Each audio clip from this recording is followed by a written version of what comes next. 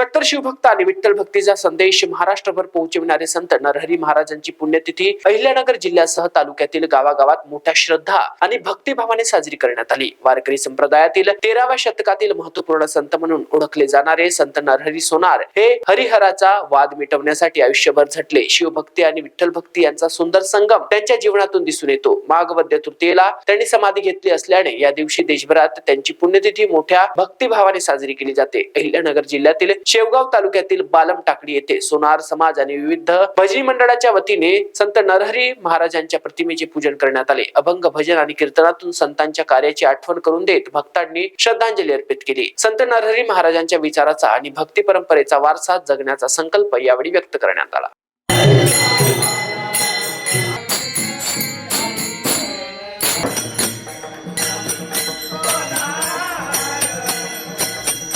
Thank you.